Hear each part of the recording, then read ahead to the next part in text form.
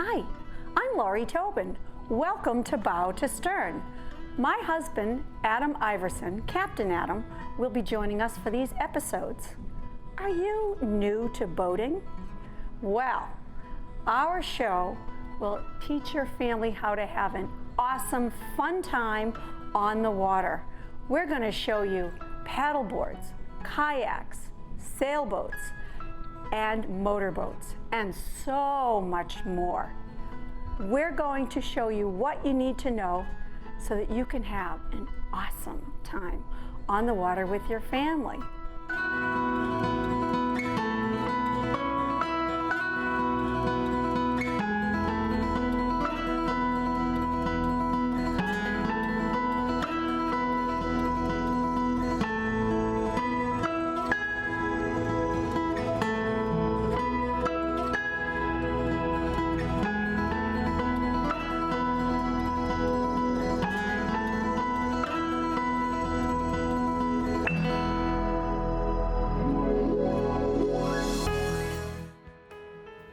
I want to introduce you to my friend's new boat. This is Kestrel. It's a 1967 O'Day Outlaw. It's a 26-foot sailboat. And the Gonzaleses, Jen and Pablo, have enjoyed learning how to use it this summer, and they've been having a really good time as first-time boat owners. They bought this boat from my neighbor down the street for a great deal. Adam is going to show us some repairs and give us some details on some of the work that was done on the boat this past spring. Come on, Adam.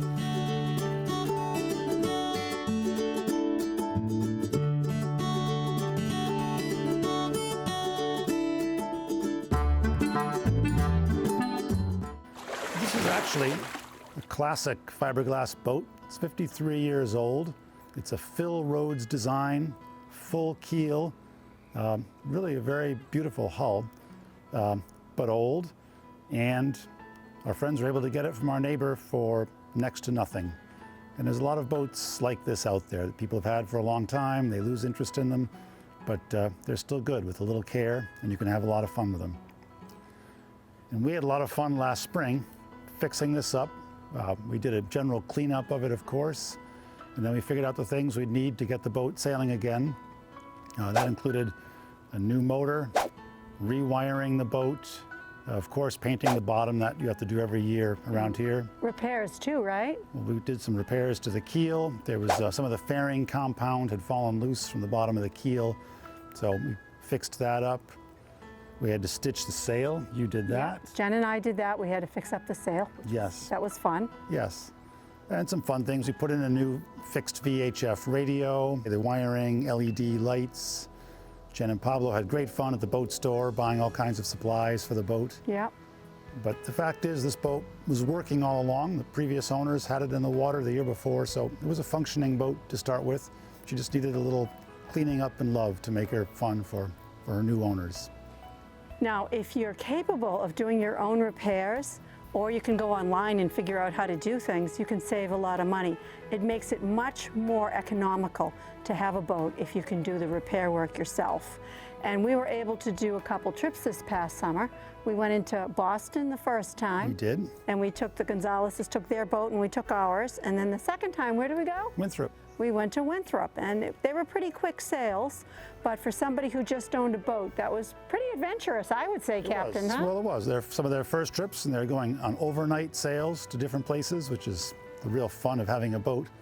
And we led the way in our boat, and they followed us, and it worked out beautifully. Yep, and I kept my eyes on them the whole time to make sure we knew exactly where they were. Yes. Because we didn't want to lose them. No. And we also had our Boston whaler in tow, so if they had any problems, I could jump in the whaler and go help them out, or Adam could.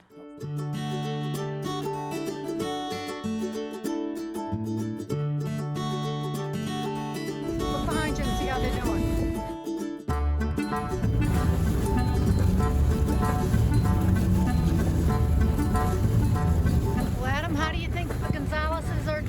They're doing great. Virgin voyage. It's their virgin voyage. Well, it's catching up with us. They are. That's They good. are. Yep. Taking it easy, letting them catch up. Yep.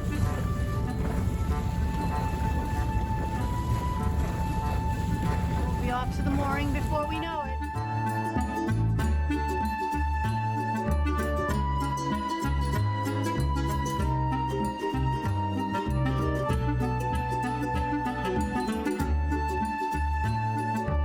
I think he's gonna get it.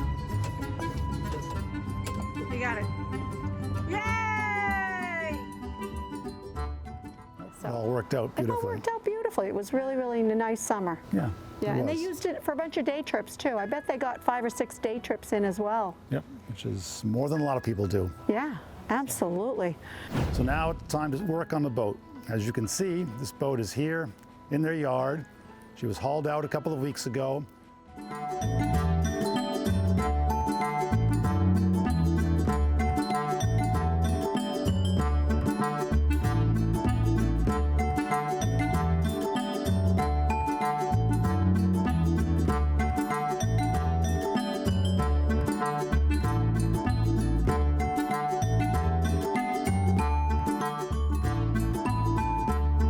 Usually the middle of October is kind of the standard here in Massachusetts when it's time to get your boat out of the water. And now, with the boat right next to their house, they'll be able to do projects all winter long, and that makes it a lot more fun than having the boat in the yard. That's what we do with ours. That's what we do with ours, absolutely. Jen and Pablo are going to meet us down below, and they're going to tell us a little bit more about their boat and some of their repairs and what fun they had. Let's go.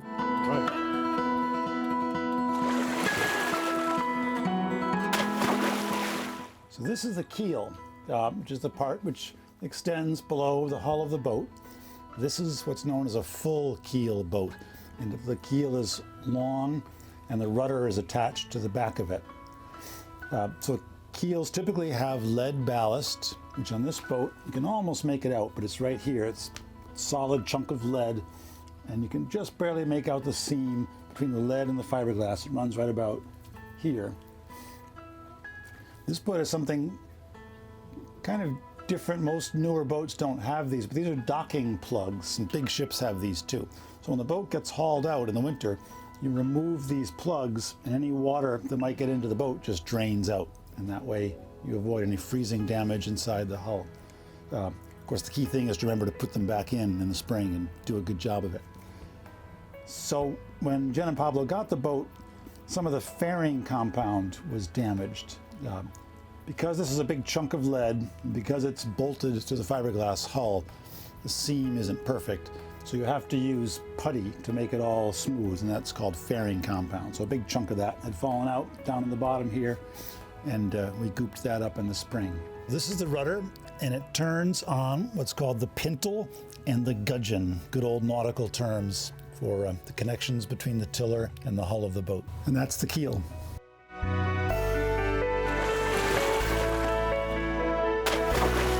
Hey Jen, tell us about your boat.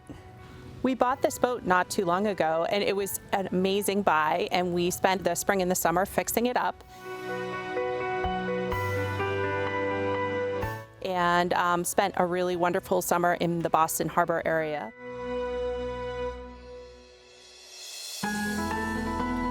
We never would have bought this boat without Lori and Adam's help, and we're just really grateful that we had this opportunity. Well, you guys did such a great job on your repairs. What are you planning to do for this winter? Well, thanks to Adam, we did a wonderful job with all the repairs, and now that the boat's out of the water, we're planning to shrink wrap the boat with Adam. He's going to teach us how to do that. And then we're planning to learn how to winterize the boat with Adam. Most people don't shrink wrap their own boats only because the heat gun that you need to do it is extremely expensive, so it kind of makes it not economical. But luckily, Lori's cousin has one, so we're able to shrink wrap our boat, and we'll do Jen and Pablo's. And Thank you, Cousin Chucky. yes. So we got the shrink wrapping done, which is important here to protect the boat from the freezing water during the winter.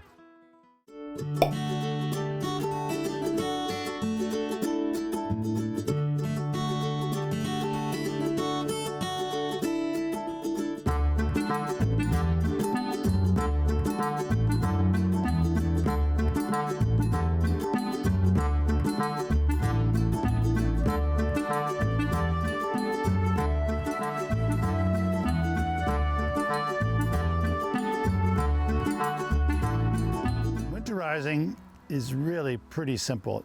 It consists of running the outboard motor with a flushing connection to a freshwater hose. So you get fresh water through the motor and it doesn't sit all winter long with salt water in it.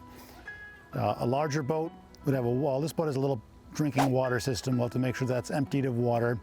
It's got a porta potty, so we just bring that off the boat into the house. A larger boat usually has a kind of a fixed freshwater system that's a little more complicated to winterize. And also, if you have an inboard engine, there's more considerations with winterizing that. But thankfully on Kestrel, we don't have to worry about those things. On our boat, I typically take all of the food off, all of the dishes, the silverware, the glasses, all of the bed sheets, all of the pillows, all of the cushions. I strip the boat of everything and I put them all away, and then next spring we'll deal with cleaning them. But it's a good idea to remove as much as you can because it just makes it easier if you have to do some projects, Makes right? it easier to work on the boat.